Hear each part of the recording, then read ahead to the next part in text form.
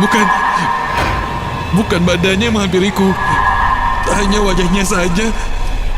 Karena lehernya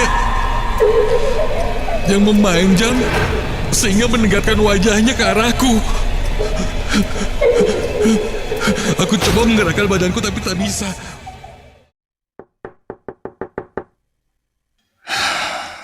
Entah kenapa, sampai saat ini, ketika aku mendengar suara ketukan pintu, dimanapun dan kapanpun, aku selalu teringat dengan kejadian yang menimpaku saat itu.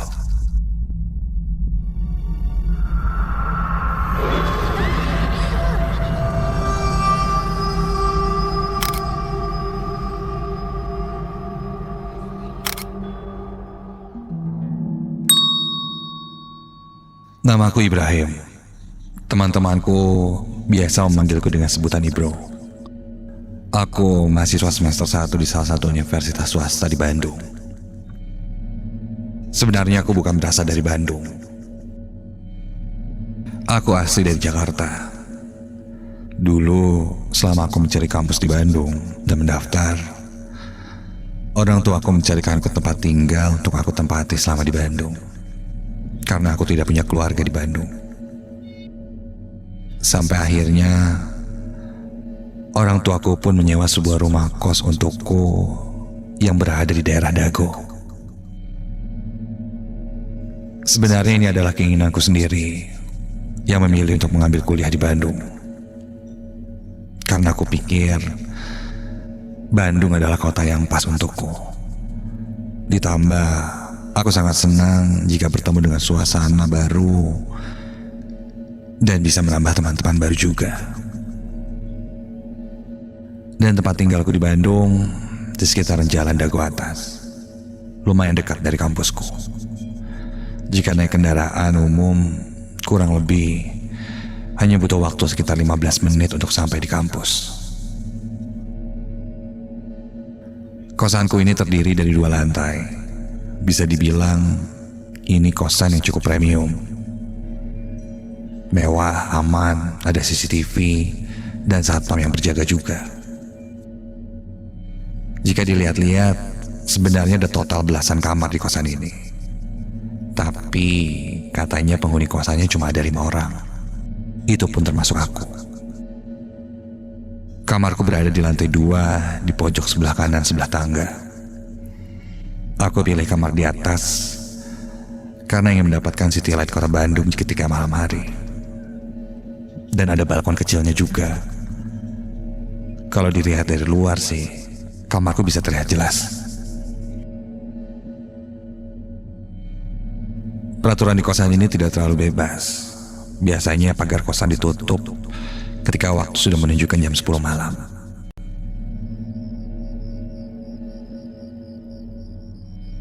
Singkat cerita, malam itu adalah hari pertama aku menginap di kosan baruku. Namun karena saat itu sedang masa ospek kampus, aku baru pulang dari kampus sekitar jam 9 malam. Udara kota Bandung di malam hari memang terasa dingin. Aku pulang ke kosan diantar oleh temanku menggunakan motor, yang kebetulan rumahnya dari daerah atas juga. Bro, thank you ya. Udah bolehin nebeng nih. Itu tuh, di depan aja yang ada mobil warna putih, berhenti di situ aja. Nah, ini kosan gua. Lain kali main-main lah kesini, tapi nggak boleh lebih dari jam 10 malam. Karena ketat banget nih, udah langsung ditutup pintunya. Yaudah, hati-hati, thank you ya.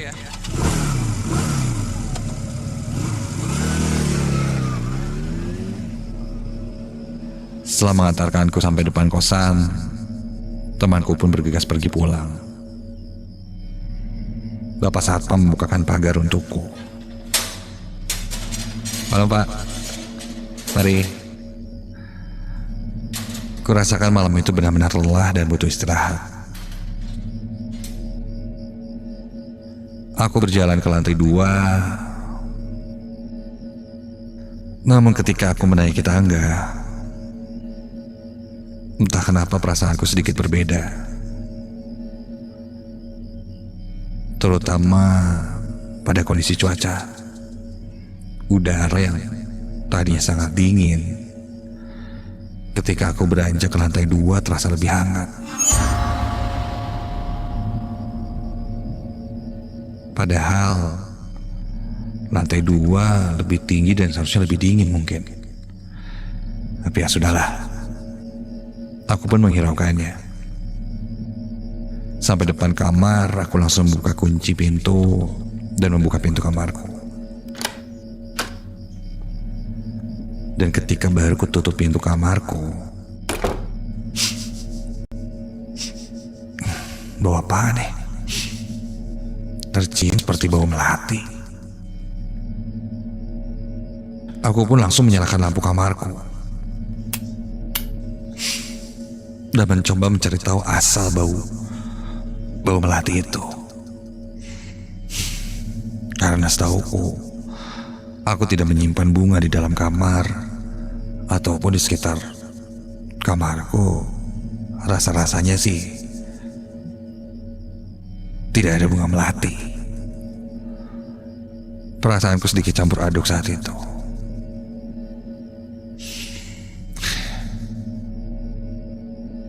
Sampai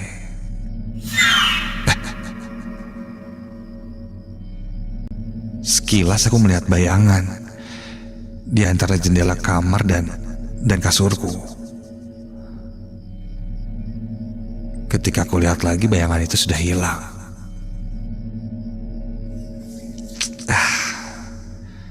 Fix nih, gua halu banget gara-gara kecapean.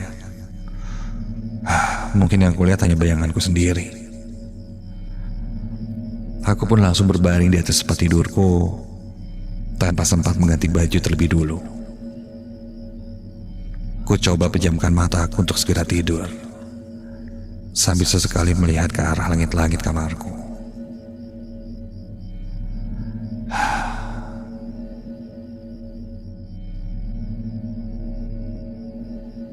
Hingga satu saat, tanpa sebab apapun, badanku tiba-tiba merinding. Iya, aneh. Aku hanya tiduran di atas tempat tidur, lalu tiba-tiba bulu kuduku berdiri meremang. Aku coba mengambil handphoneku, coba mengalihkan konsentrasiku dalam membuka Instagram,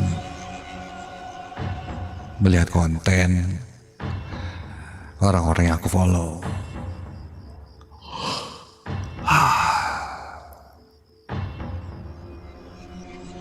Ketika mataku sudah mulai lelah, sebelum mematikan handphone, aku mengatur alarm di handphoneku terlebih dulu. Takutnya bablas untuk bangun pagi nanti. Setelah itu kusimpan handphoneku dan mulai mencari posisi untuk tidur.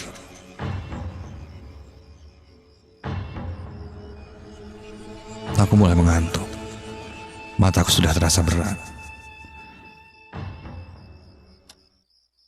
Kurasakan suasana sangat hening sekali. Sampai-sampai aku bisa mendengar ada suara langkah kaki dari luar. Terdengar cukup ramai, seperti orang-orang yang baru pada pulang. Ya mungkin penghuni kamar lainnya.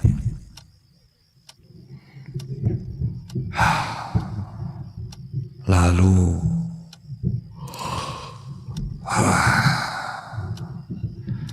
ketika baru saja akan terlelap, tiba-tiba aku merasa dia mengetuk pintu kamar.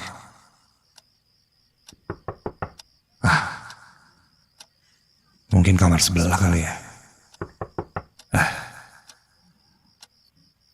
Enggak. Ini sih pintu kamarku yang diketuk.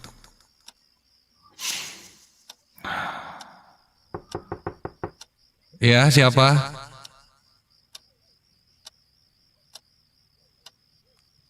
Tapi tidak ada jawaban. Namun ketukan itu masih terdengar. Siapa sih? Aku pun langsung menghampiri pintu kamarku. Aku coba mengetuk dari dalam untuk membalas ketukannya. Berniat untuk memaksa orang itu menjawab sebelum aku membuka pintu itu. Ya, siapa nih?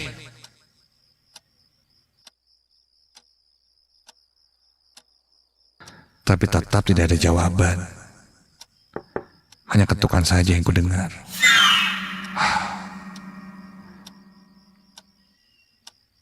Karena tak ada balasan apapun, sedikit kesal aku pun langsung membuka pintu dan tidak ada siapa-siapa.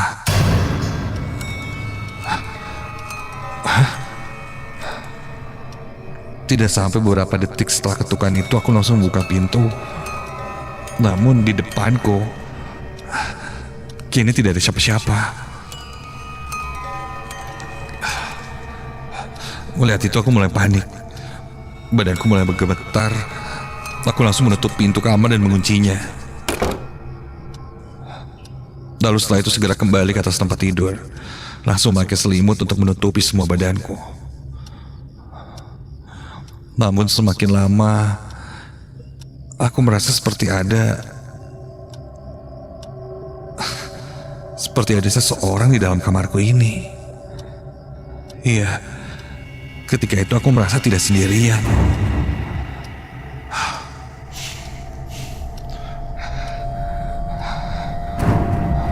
Refleks aku menyelimuti badanku dengan selimut. Sampai aku merasa seperti ada yang naik ke atas tempat tidurku.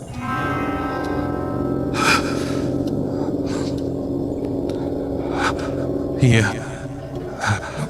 Dan kini terasa seperti ada yang tertidur tepat di sebelahku. Sangat terasa ketika ada seseorang yang naik ke atas tempat tidur dan lalu berbaring di sebelah.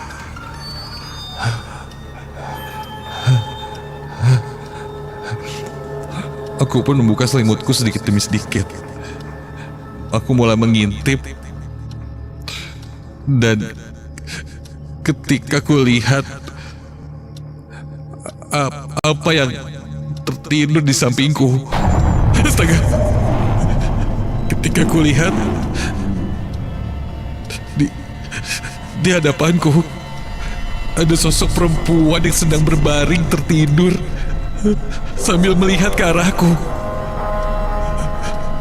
Memakai pakaian putih lusuh dengan rambut lurus panjang. Namun wajah perempuan itu sangat pucat.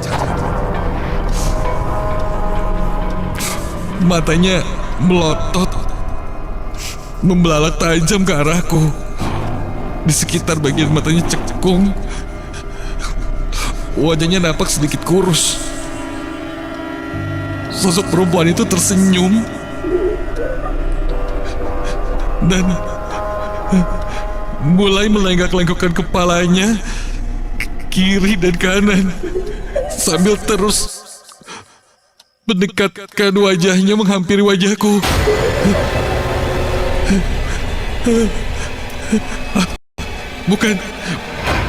Bukan badannya menghampiriku, hanya wajahnya saja, karena lehernya yang memanjang sehingga mendekatkan wajahnya ke arahku. Aku coba menggerakkan badanku tapi tak bisa.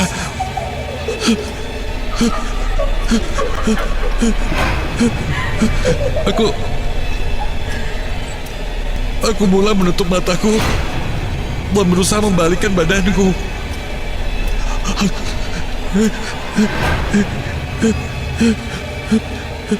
Sampai untungnya aku bisa membalikkan badanku, membelakanginya. Kepalaku mulai terasa pusing, nafasku mulai sesak, seluruh badanku gemetaran. Dan tiba-tiba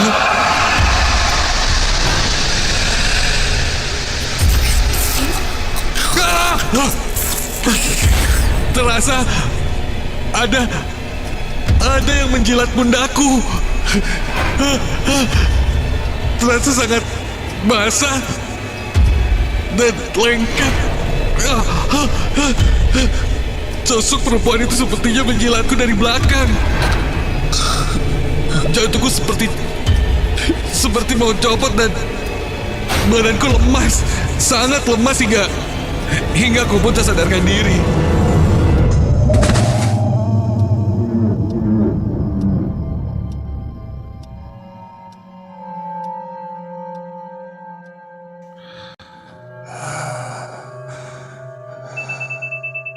Singkat cerita, aku pun terbangun mendengar suara alarm di handphoneku yang menyala.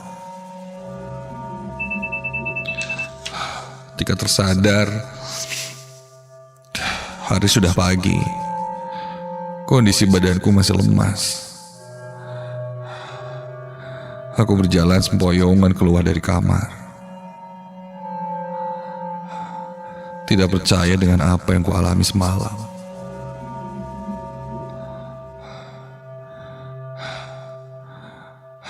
Aku pun duduk di sekitaran tangga untuk menghirup udara segar. Di pagi hari, di daerah dago itu, untuk sedikit menenangkan pikiranku. Sampai seorang satpam yang berjaga semalam menyapaku.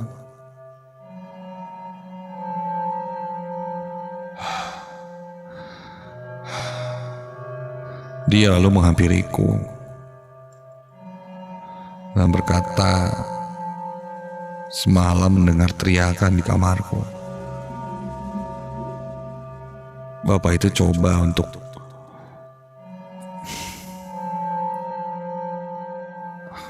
membangunkanku, tapi hasilnya nihil. Padahal sama sekali aku tidak merasa ada yang mengetuk atau coba membangunkanku. Selain dari sosok itu,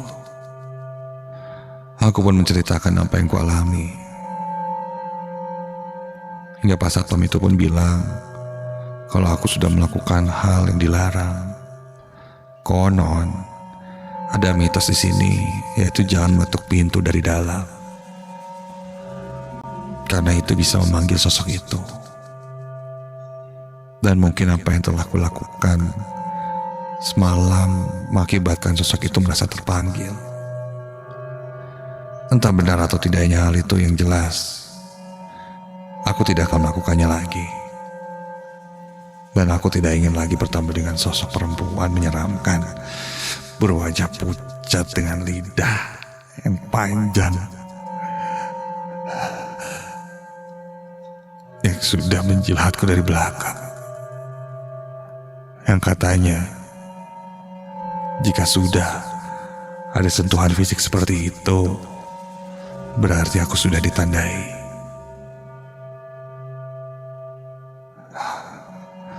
Aku berpikir positif. Ditandai dalam arti, ya sosok itu sudah mengenalku dan tidak akan menggangguku lagi.